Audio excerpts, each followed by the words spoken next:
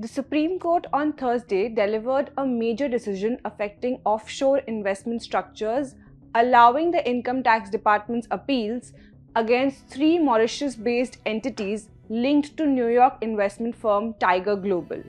Hello and welcome to The Print. I am Ruchi Bhattar, and in this video I'll explain how the Supreme Court ruled that capital gains from Tiger Global's 2018 exit from Flipkart were taxable in India, even though a tax treaty existed between India and Mauritius. The court held that Tiger Global's shareholding structure was prima facie a tax avoidance arrangement.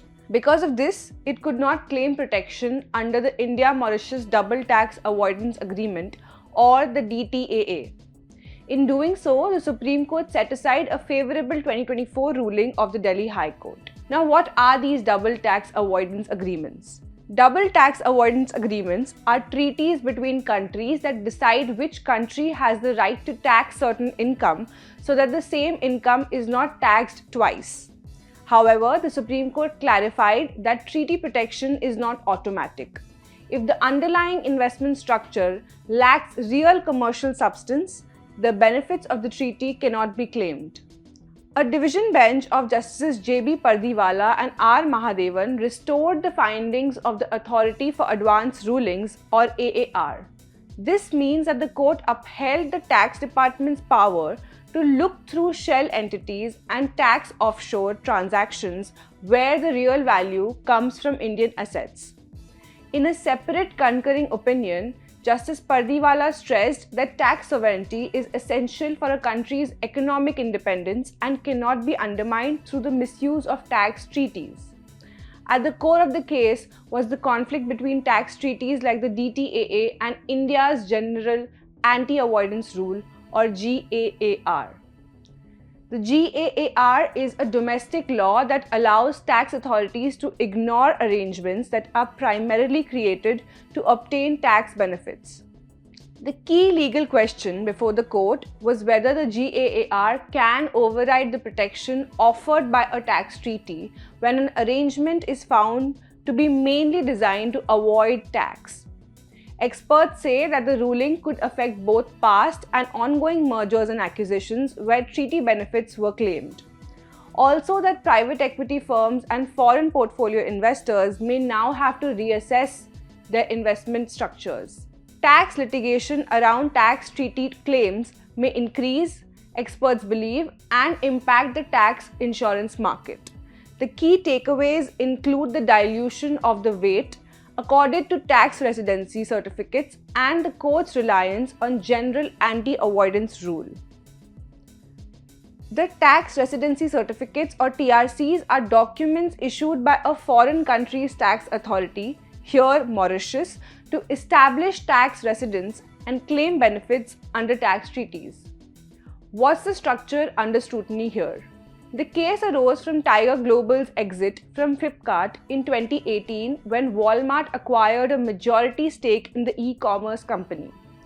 Tiger Global did not directly hold shares in an Indian company. Instead, its investment was routed through three Mauritius-based entities. These entities owned shares in Flipkart Singapore, which in turn held the Indian operating companies. In practical terms, this meant that the value of Singapore's company shares came almost entirely from Indian businesses and assets.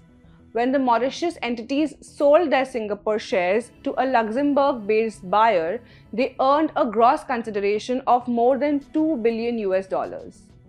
The Income Tax Department argued that this amounted to an indirect transfer of Indian assets and that the capital gains should therefore be taxed in India. Tiger Global challenged this claim by relying on the India-Mauritius Tax Treaty. Under this treaty, capital gains were historically taxable only in Mauritius. The firm also relied on valid tax residency certificates issued to its Mauritius entities. It further argued that since the shares were acquired before April 1, 2017, the gains were grandfathered and protected from Indian taxation. Now, grandfathering refers to a legal protection that shields investments made before a scheduled cutoff date from new tax rules. The tax department, however, argued that Mauritius entities were merely conduits or see-through entities. It claimed that real control was exercised from outside Mauritius, specifically by Mr. Charles P. Colvin in United States, showing that the structure was created mainly to avoid Indian taxes. Finally, here's how different forums differed and what the Supreme Court said. In 2020, the Authority for Advanced Rulings rejected Tiger Global's plea at the outset. It held that the Mauritius entities lacked a head and brain in Mauritius and that the tax was structured for tax avoidance. In August 2024, however, the Delhi High Court overturned this decision. It ruled that the tax residency certificates were sufficient to claim treaty benefits and that the investment was long-term and commercially substantive. The Income Tax Department then appealed to the Supreme Court, which has now reversed the High Court's ruling. The Supreme Court said that the Delhi High Court was wrong to assume that the treaty protection becomes automatic once a tax residency certificate is produced. It said, and I quote, that undoubtedly the mere holding of a TRC cannot by itself prevent an inquiry subsequent to the amendments brought into the statute, if it is established that the interposed entity was a device to avoid tax. End quote. The bench also rejected the High Court's view on grandfathering. It held that grandfathering does not protect exits that are part of an impermissible tax avoidance arrangement. According to the court, what matters is whether the 2018 transaction was structured mainly to obtain a tax benefit, not merely the date on which the shares were originally acquired. The court found that the Mauritius entities lacked real commercial substance and that the evidence prima facie or at the first glance showed that they did not qualify as lawful arrangements. Once this threshold is crossed, the court held GAAR applies and treaty protection no longer holds. The Supreme Court also rejected the High Court's assumption that GAAR cannot override a tax treaty. It pointed out that the Parliament had clearly allowed this through Section 92A of the Income Tax Act, which makes tax treaties subject to GAAR. Lastly, the decision raises critical questions as to what constitutes adequate commercial substance, as experts say, creating uncertainty for global investors. With that, thank you for watching.